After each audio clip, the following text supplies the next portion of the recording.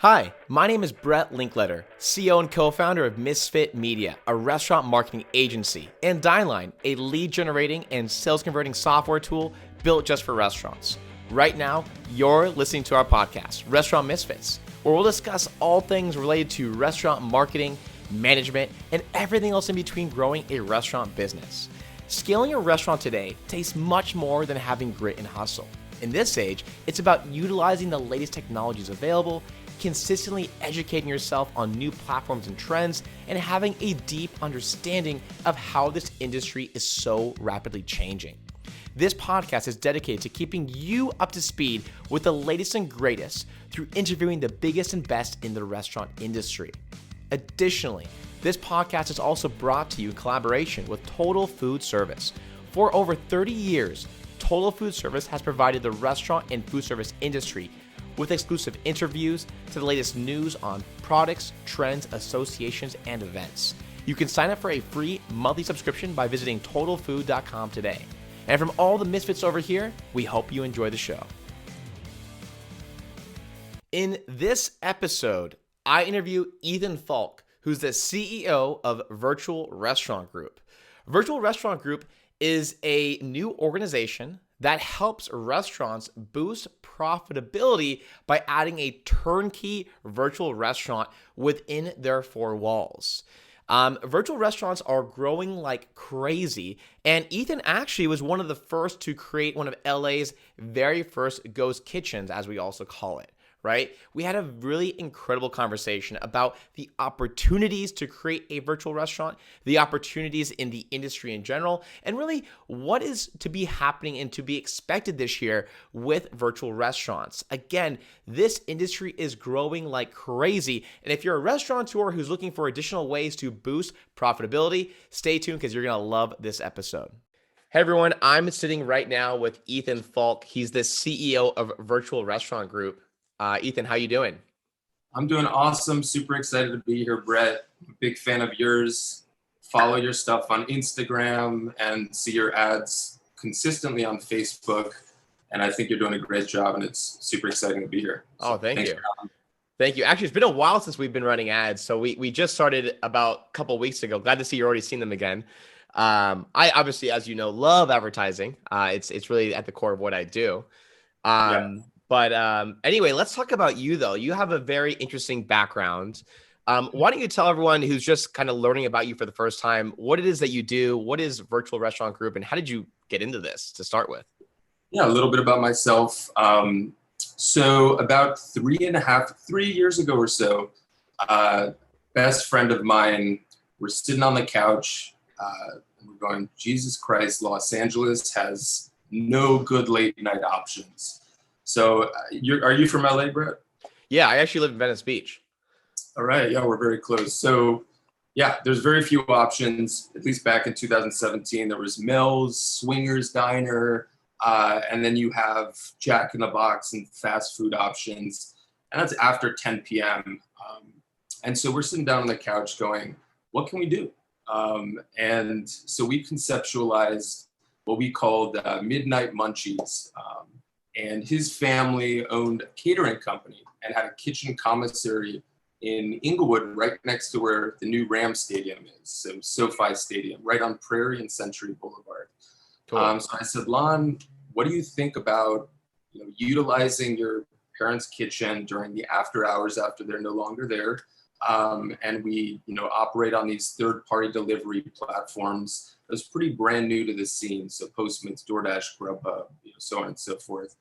And we ended up doing some investigation and going to Inglewood after 10 p.m. And we saw on Uber Eats that Chili's was the only restaurant that was open. So we went into a Chili's and we spoke to the bartender there and we said, how many orders do you get a night? And she gave us some ridiculous number. So Lon and I looked at each other. Wow. And we went, holy shit, this is a gold mine. And we were like a few blocks away from the Chili's. So, subsequently a few weeks later, we decided to start cooking and really putting, pen to paper and creating that think tank. And Lon went to the Culinary Institute of America. I had front of house restaurant experience. I've been in every single position you could imagine to work my way up to where I am now. So basically, it was just him and I running the show in the beginning. Things started snowballing really quickly. Orders came in incredibly fast. We scaled, literally in a few months, we had employees working for us. And then, we pretty much started one of Los Angeles's first ghost kitchen concepts before it was a thing. And we'll get more into that, but that's basically how I ended up starting Virtual Restaurant Group, which, I'll fast forward a little bit. We were seeing a lot of success. It was 2 years we were in business at Midnight Munchies. Yeah. We were managing a staff of over 15 people, had our own delivery infrastructure as well, and just killing it. But unfortunately, because the new Ram Stadium was to be released in the next couple of years, the city ended up taking over the property via eminent domain, and we were kind of shit out of luck. And we quickly looked for another location within that delivery radius that we built. And there was nothing. All the restaurant owners were holding out because they wanted to maximize their potential rent that they charged people when the new stadium was released. So I ended up getting a job offer at a really significant talent agency, running the food and beverage division, which has been an incredible job. But back in March, when the pandemic hit, they sent us home on this holding pattern. And throughout the year, I decided that I would bring back Midnight Munchies, just such a passion of mine, using Midnight Munchies as a flagship brand for my company called Virtual Restaurant Group. And I'll get a little bit into to what that's all about, but that's basically the gist of my experience. That's awesome, man. Well, it's like, I like to hear that because so many people through the pandemic, like they talk about all the negative things that have happened. I'm so sick of it. Like, I'm just like, enough, right? Yeah. You took the pandemic and you're like, hey, you know what? I'm going to make use of this time. I'm going to do something interesting. And ultimately, it sounds like what you guys are doing and what your mission is going to help restaurants, pandemic or not, right? Whatever the case. So I've always told people too, is like, hey, if you can find something in life that you enjoy doing, that you're passionate about, that actually helps people and you can make money doing, that's winning life. That's literally winning life. I mean, come on, like, right? Like that, does it get any better? You're helping people, you're making money, and you love it. What else do you want, right? That's perfect. And then also you're able to do this during a time where everyone is just feeling so sorry for themselves. Mm-hmm. Right? Hey, this situation sucks. What can we find? What's the silver lining here, though, to do something great? And obviously, the cool thing with you guys is you obviously had that experience prior to the pandemic, where now also a virtual restaurant is extremely helpful in a situation like this. Yeah. But that's awesome, man. So, it sounds like you had some restaurant experience. You said your partner also obviously is he's creating the menu, I'm assuming, or she's making the menu. Or how do you guys split that up? What's interesting is, so Lon and I, so we did Midnight Munchies, and then we went on to doing different things. What's kind of funny is he has always been into reptiles and fish. So ambulance. So he started selling fruit flies. And he said, hey, Ethan, come sell fruit flies with me. And I said, no, man, if I ever want a girlfriend for the rest of my life, there's no way I'm selling fruit flies. Oh my God. That is hilarious. So I stayed in the restaurant industry, and I figured, we would part ways at that point. We learned so much.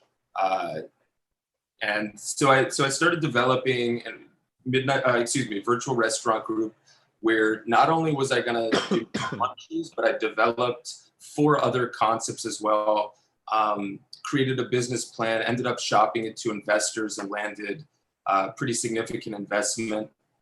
But I guess for the listeners, I'll explain a little bit about virtual restaurants and give a little background about that. And Ethan, also, if you don't mind me asking, how much did you guys raise for this, by the way?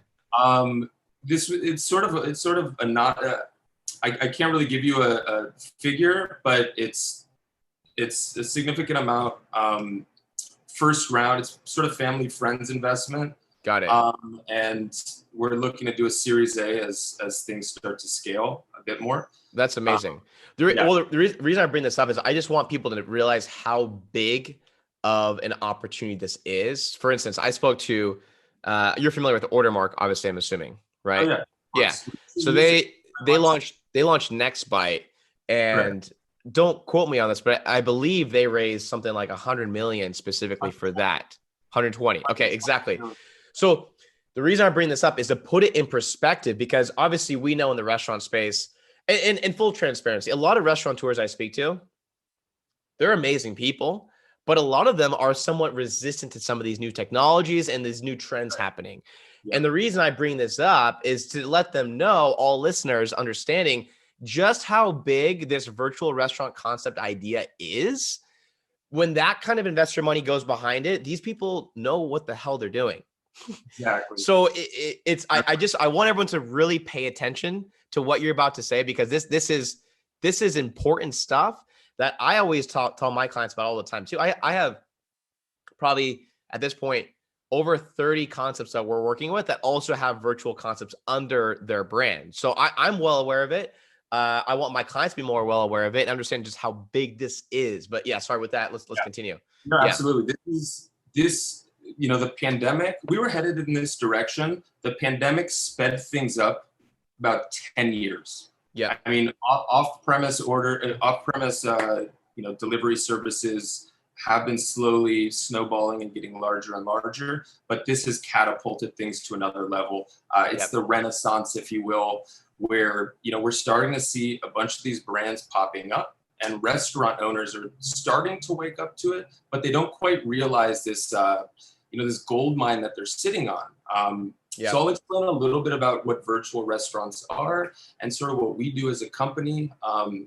So virtual restaurants are basically restaurants that only exist on third-party delivery platforms. The orders are executed out of either existing brick and mortar locations or ghost kitchens, or which are off-premise cloud kitchens, basically shared kitchen spaces.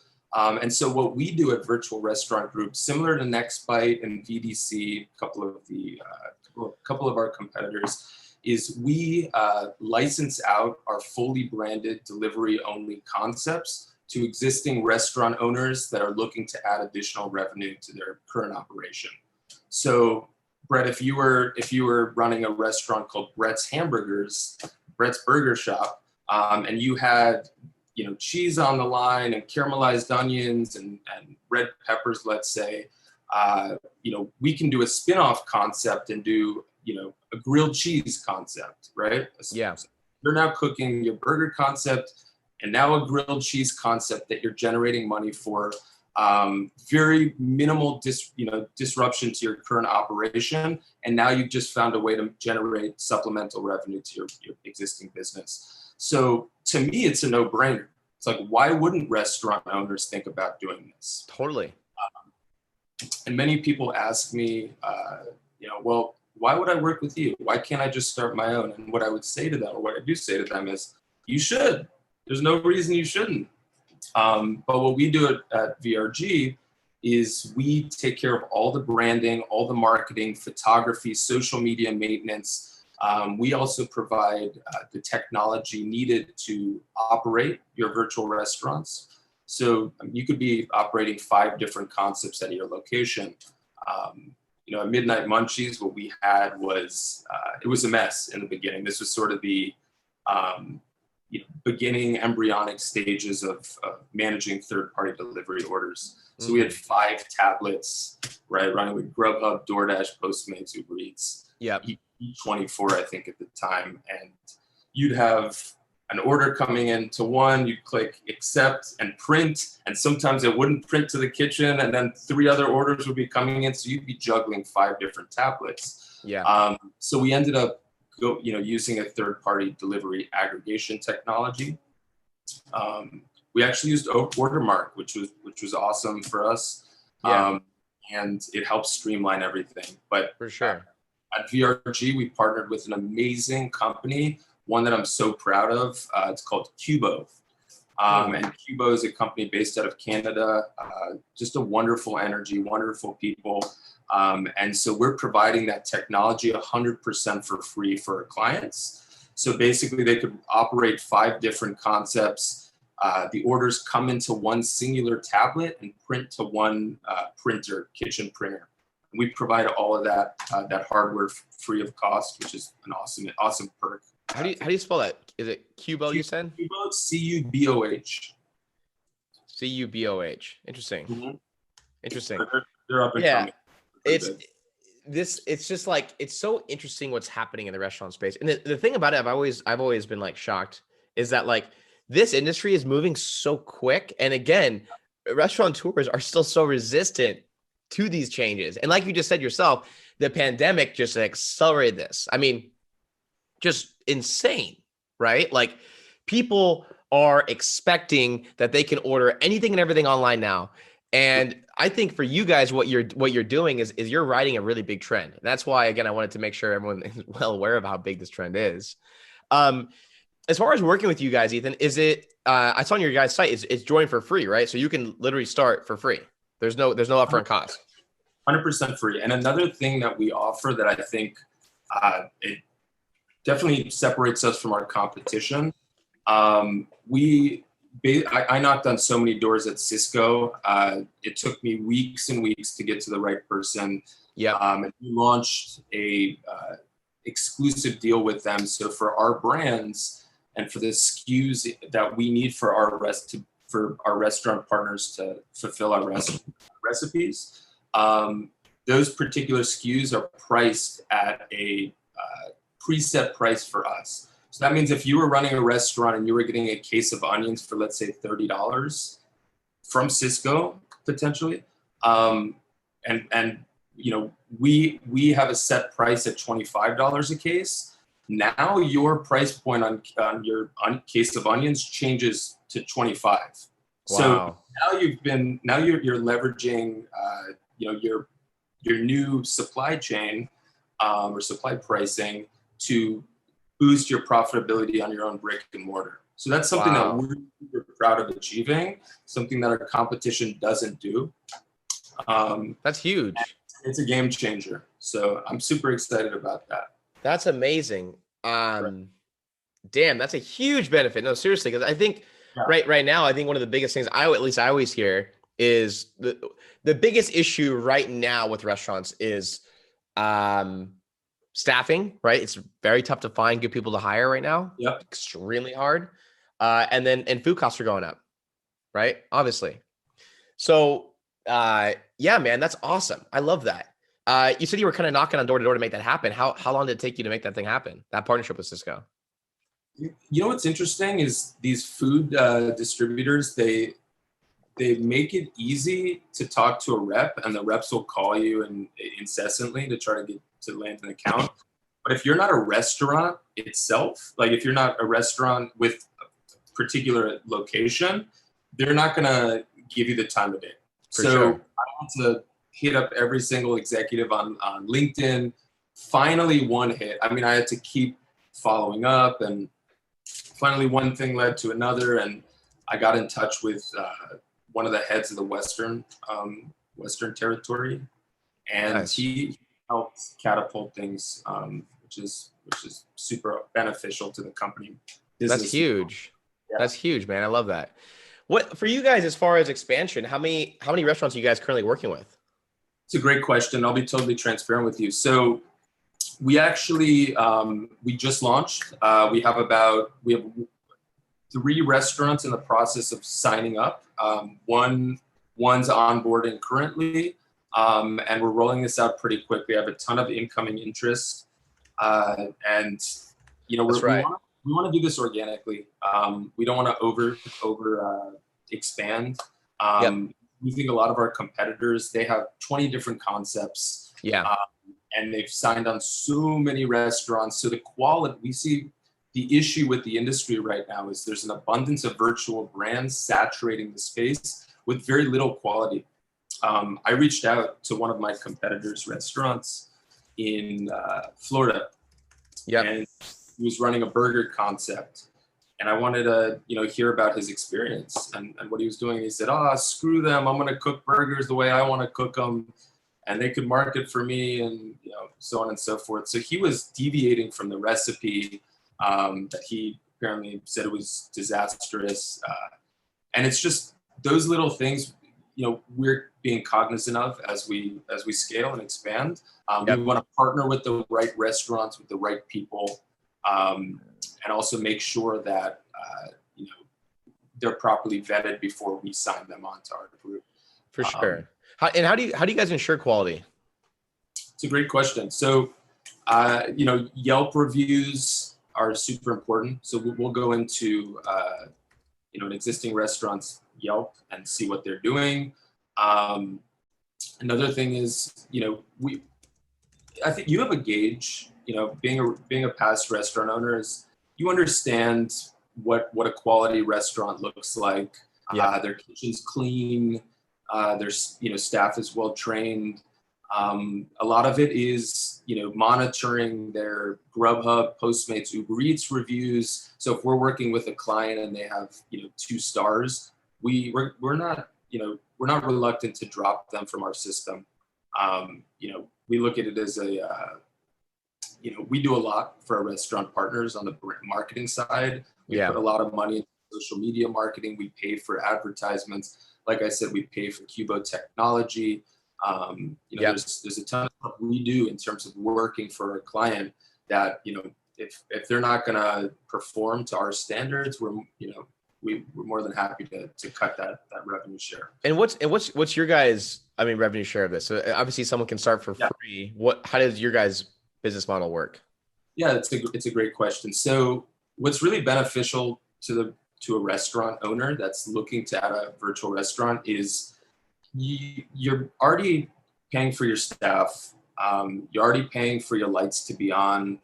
It's not a perfect fit for everyone. If you have a restaurant that's making, if you're a Cheesecake Factory, you can't handle any more volume. It just doesn't make sense. But for restaurants that have that downtime, that want that extra padding and extra incremental revenue, this is the perfect situation for them.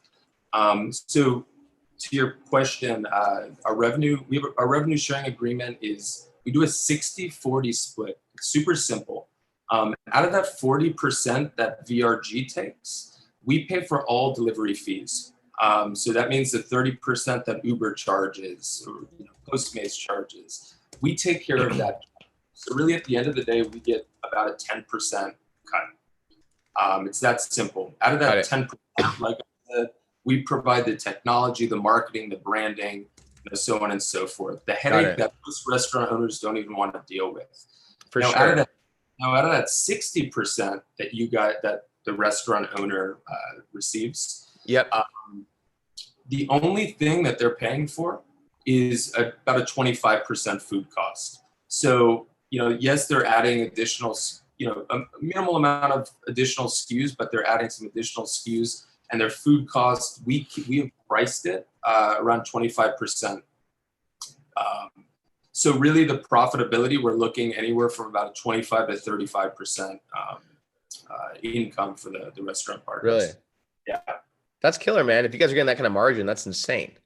Because I know, especially in this space, especially for delivery, it's like it's just penny pinching some of these restaurateurs who already have tough margins, and then come to delivery, third party, it's super tough. Do you guys? I mean, are you guys operating purely on third party delivery apps, or do you guys do any direct online ordering as well? It's a wonderful question. And it's something that I've been talking to countless companies about. EP1 and Flipdish. I've had discussions with owners of those companies because I want that channel to exist in the virtual restaurant space. I think it's super important. I think Grubhub, Postmates, DoorDash, I think they're great for marketing purposes. I think it's important to be an ally to those companies, but it's also important to build your own brand. And I know you preach this on your for sure. And you have some, I think you have system that you're promoting that relies on direct to consumer ordering, right? Yeah. So man, as far as technology goes, I became a total tech geek in this last year with the pandemic. I mean, I'm a sales and marketer at heart, right? But through the pandemic as well, we started developing our own online ordering system. We launched it about 6 months ago. I'll be totally transparent. Is it, huh? Congratulations. Thank you. Well, here's the thing. Launched it, took me literally almost a full year to create, was a hell of a project and more money than I ever expected I would spend on technology, to be honest. But at the end of the day, it's good. Is it the best out there? No, it's not. And I'll be totally transparent on that. And my clients love me for that because I'm just God honest about all this stuff, right? Yeah. There are some other systems I believe that are better than what we built, period. And it was one of those things where we built it seeing an opportunity and then everyone else ramped up their tech. And so it's good. I think we have about probably only like 4 or 5 restaurants using it currently, and it's good. Is it the best thing out there? No. So it's kind of taken somewhat of a, it's not a huge priority for us as of now, unfortunately. But I do have some really unique ideas of how we're going to bring it back to some other new technology we're working on.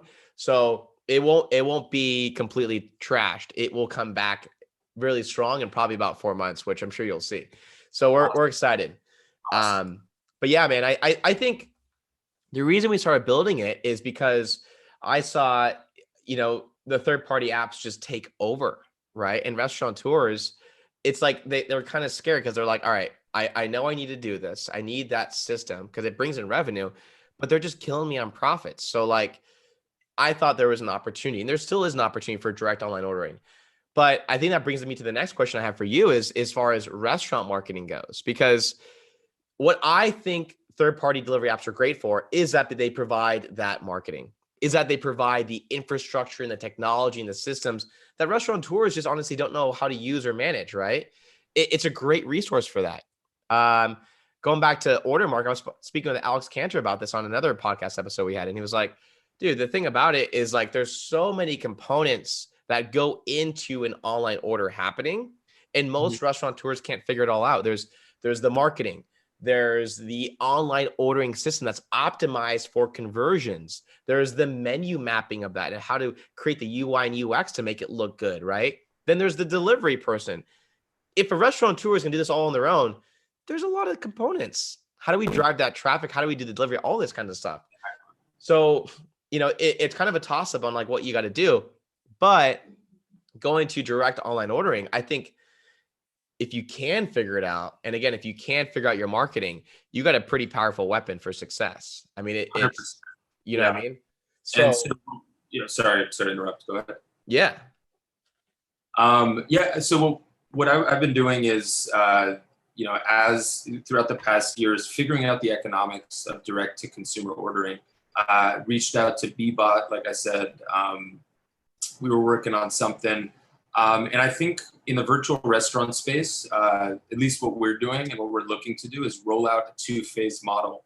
So in phase 1, we'll develop a large ordering infrastructure within these third-party delivery companies. And I didn't know, so Midnight Munchies, we were generating about $30,000 in revenue a month, specifically on third-party delivery orders. So the amount of money that you can generate from each concept, we project anywhere from about $3,000 to $15,000 conservatively a month for each concept. And I'm not trying to guarantee anything or promise anything. For sure. I do think the potential for generating significant revenue, sometimes even more than your existing brick and mortar, is there. Mr. Beast Burger, I heard about one, watched some seminar. There were a couple restaurant owners, their business was failing, and they ended up adopting Mr. Beast Burger, and it completely shifted it was a whole 180 for them. For sure. Now they survived the pandemic. So, virtual restaurants, the economics, it's a real thing. And I think it's just the beginning. So if you're a restaurant owner and you're looking to test a virtual restaurant concept, that's the beauty of these things. If you decide to start that grilled cheese concept and it doesn't work, I mean, there's so many variables involved in that, but you can scrap it and try a quesadilla concept. We're running a concept. So it's a wonderful way to test concepts. And let's say that concept ends up working for you. Now you can go to market and have a brick and mortar quesadilla concept. There's so much potential in this market. How do you decide in your brands, by the way, about like what kind of concept's going to hit? Do you guys test like the branding and the names of the food items before you go big with it? And how do you do that? Yeah, so there's a lot of market research that I've done. A lot of sending lists of names to friends and family and random people to see what names resonate. I think I have a very good eye for marketing and branding. And if you go on our website, virtualrestaurantgroup.com, you can see we paid such close attention to the way we branded and marketed our particular concept. There's a story, there's a theme and an energy behind our brands. And we see so many of these virtual brands flood the market that are like, you just go on Fiverr and these owners go on Fiverr and it just looks super shitty, for lack of a better word. Yeah. No, I totally get it. There's very minimal emphasis on a very small amount of emphasis on presentation. Why? Literally, I'm like, what the hell? Like that. It always is the case. Like literally for me, okay, our clientele. If I'm gonna run ads for a client, right, and we're gonna drive more traffic to their restaurant, we have clients all over North America, right? So I don't have like a team of like filmmakers and photographers just like on deck everywhere that are shooting for restaurants. I don't do that anymore, right? I used to actually years ago, but not anymore. It always surprises me that restaurateurs forget that food is their product and their brand is damn important. Yeah. And it's a one-time fixed cost. Like literally, like just invest the couple $1,000s it is into a professional looking logo.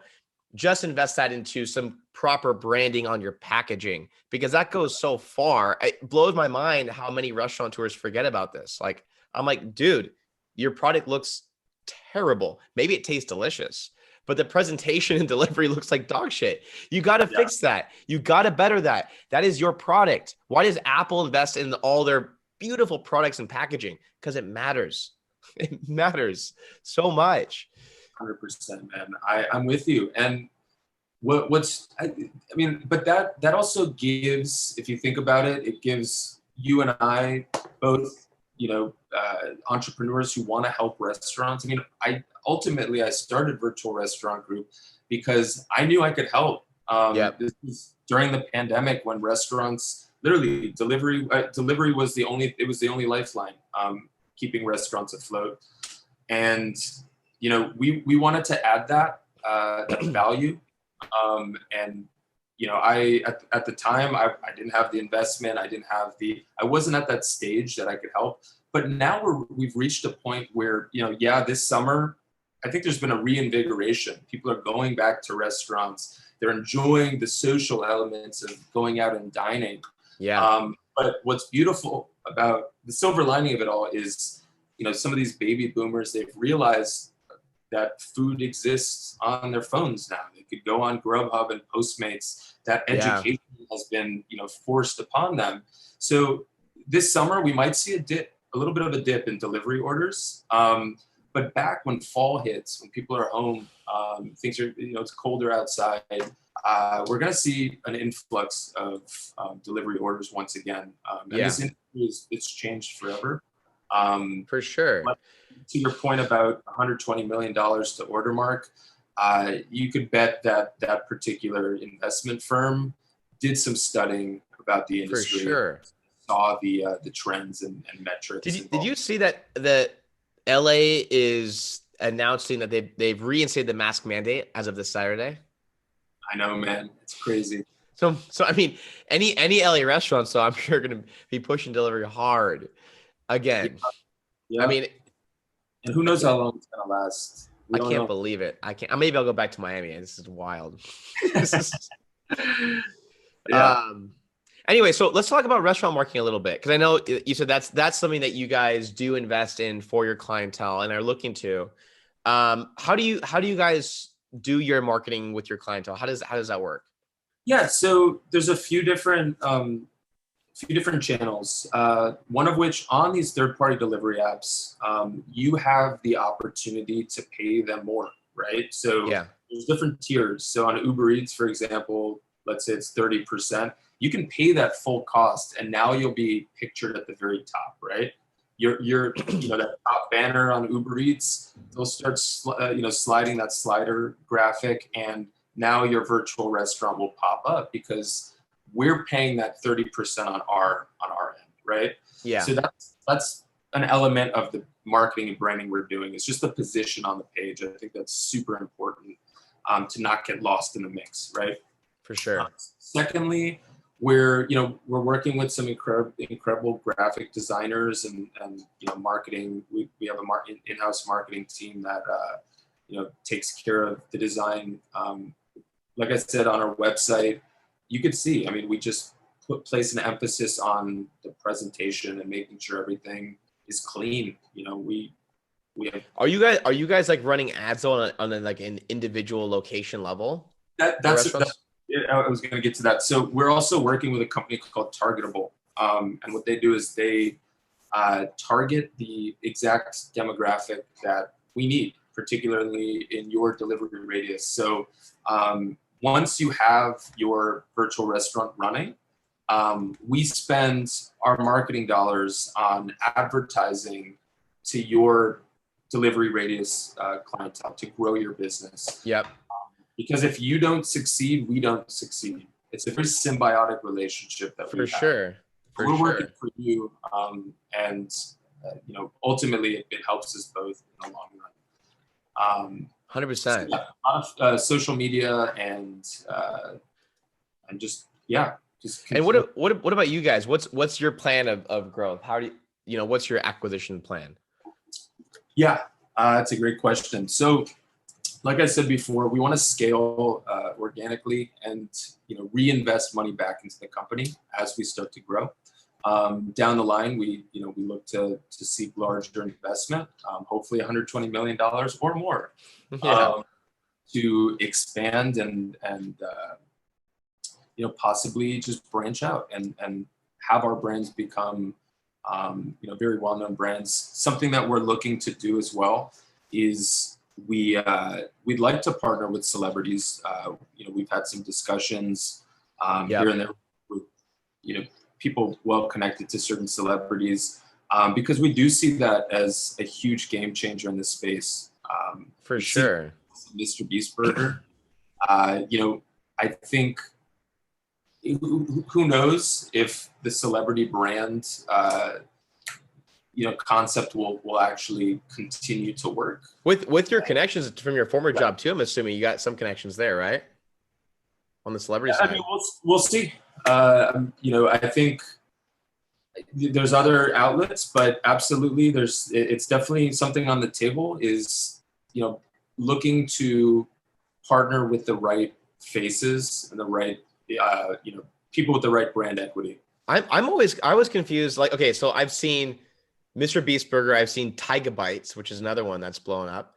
Wiz Hotbox by Wiz. Yeah, Hotbox by Wiz. I think people were saying that Wiz was at the fashion show I was at last week in Miami. I'm pretty damn sure I saw him, but kind of hilarious. But why are there any like chefs doing this? Like, why are there any famous celebrity TV chefs doing this? Like, there are. Guy Oh, really? Fieri, I believe, is doing one with VDC. But Oh, got it. here's the issue behind it.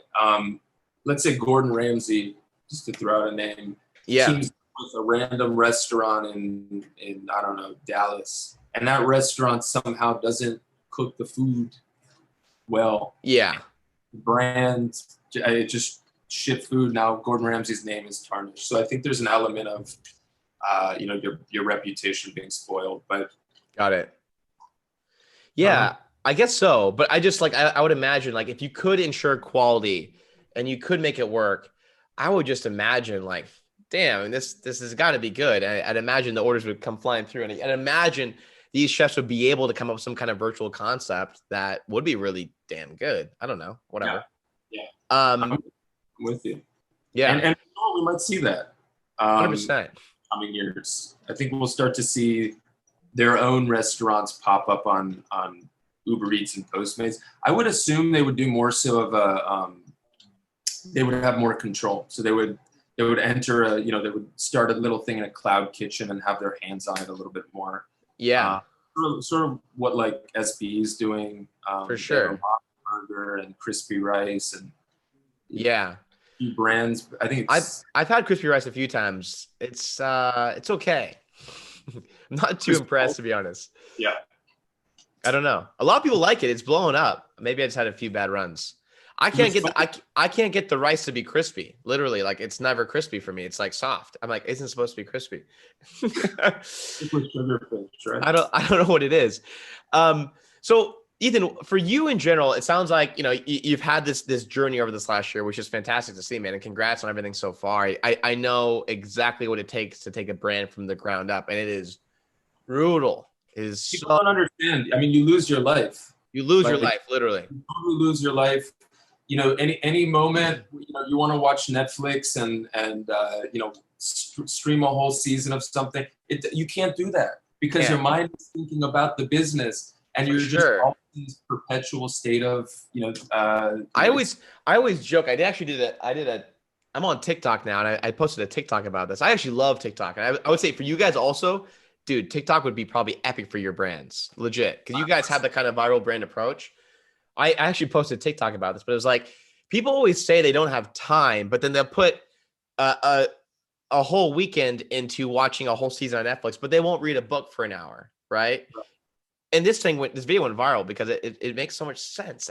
It's so true, right? I don't get it, but for you in general, on that note, you've done this, which is fantastic. Again, props to you for doing it. How do you get better? How do you learn? Are there certain books you read? Are there certain podcasts you listen to?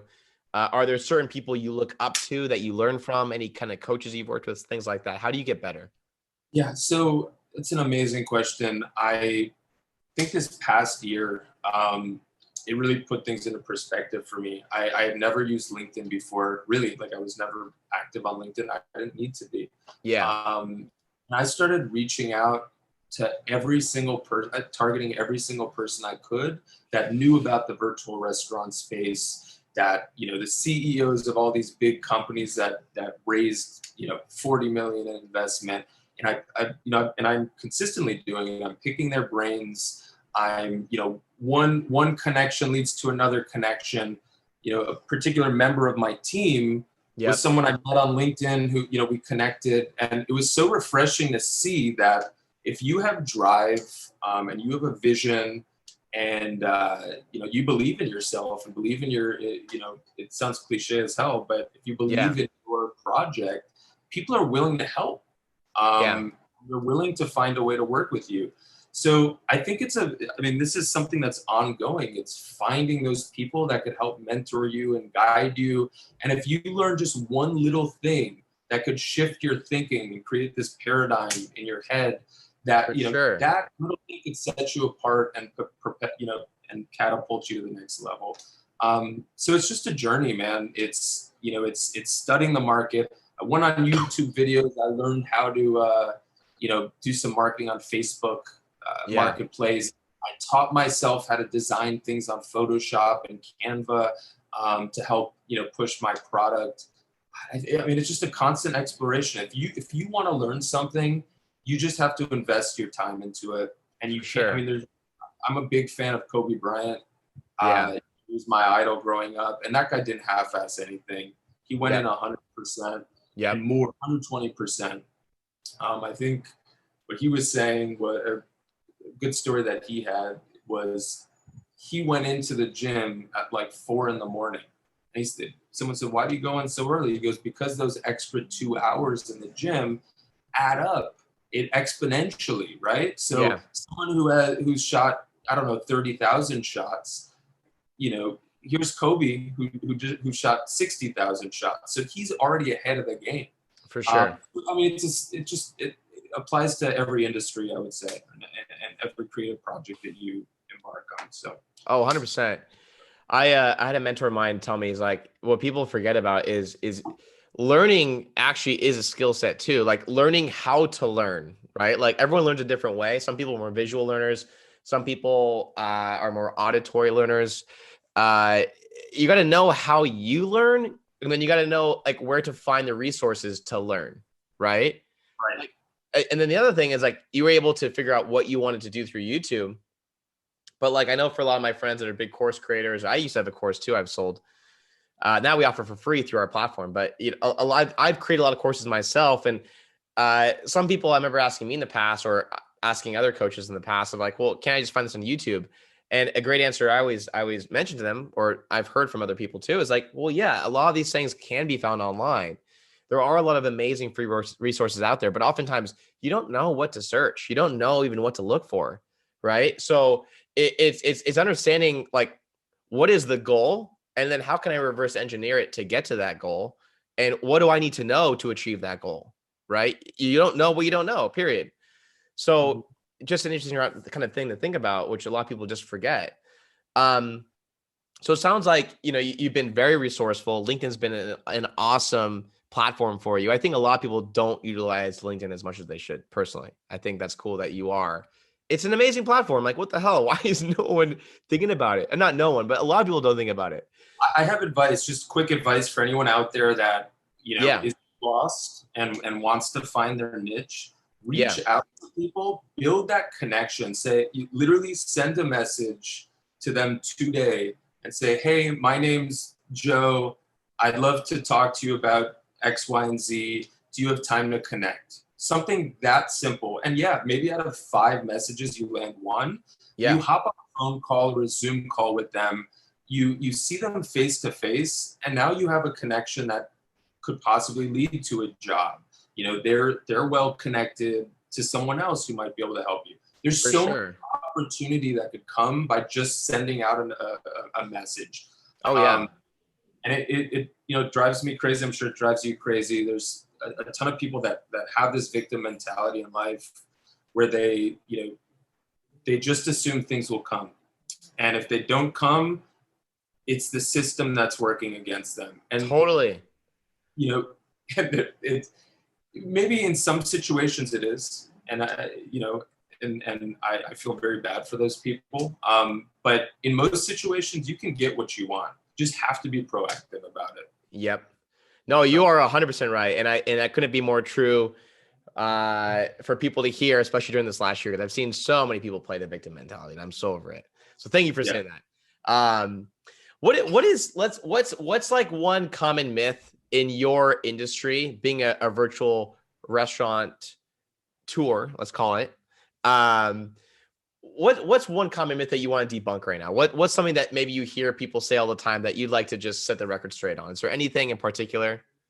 Good question. I think, I mean, there's a couple, but I think they're assuming that virtual restaurants are difficult to maintain in addition to their own restaurant, right? Yeah. So there's so many restaurant owners that go, I don't have enough time. You know, it would just be such a disruption of my current operation. It's too much for me. I can't deal with it. I'm cool speaking with what I know. I can't do a virtual restaurant. And honestly, maybe that's the case with some owners, but for the most part, you can. You have all the existing SKUs on the line, right? You have a staff that has downtime, let's say. Yeah. It's not rocket science. These are very simple recipes to execute. It could drive so much money and change your business forever. Yeah. You know, it could mean the difference between you having to work at your restaurant and be hands-on to actually relinquishing it and being able to afford hiring a manager. I mean, it's a no-brainer to me. Totally. I agree. And if it doesn't work for you, something about VRG that we're proud to promote is you could turn off are, if it doesn't work for you, you can literally send everything back and no questions asked, we'll stop your service, right? Yeah. I mean, there's no contract. It's basically month to, I mean, there is a contract, but Yeah, you could cancel it at any point with no penalty to you. for sure. Yeah. There was something I read recently somewhere. I forgot where it was, to be honest, but it was like the most successful people are the ones that just take action. And that doesn't even mean the right action or like the perfect action. It's just any action. Because they're like, if you make the right step forward, hell yeah, you made the right step forward. And now you move on to something bigger and better. If you make the wrong step forward, fine, you learn from it and move to the next thing. But those who just sit and do nothing, they're not progressing. They're not moving. In your model, I don't know why anyone wouldn't try it. At least it's free. Like, why not? Like, literally. Yeah, exactly. And, just to another point is, let's say you're super busy, you can turn off the tablet. So if you don't want to take any virtual restaurant group orders because your brick and mortar establishment is super busy, you could turn us off. Yeah.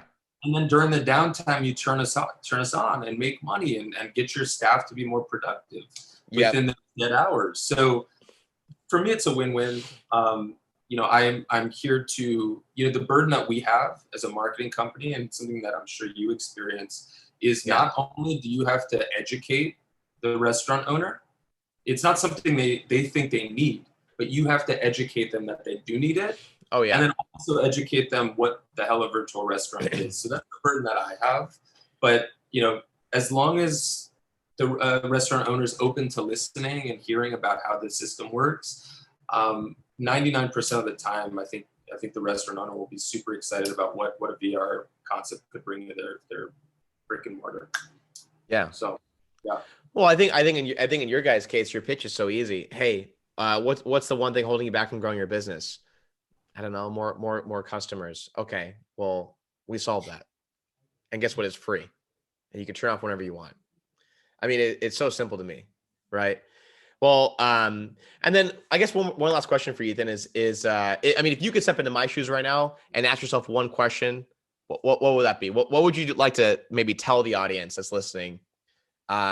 Just final thoughts about maybe your industry or what's coming next or opportunities. What's something you'd like to touch on? Yeah. So, I mean, we basically covered it all. I think the virtual restaurant space, it's growing to this is a statistic I read recently. It will be growing to a 120 billion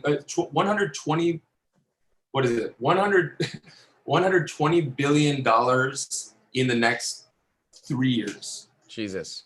$120 billion. This industry is growing super, super quickly.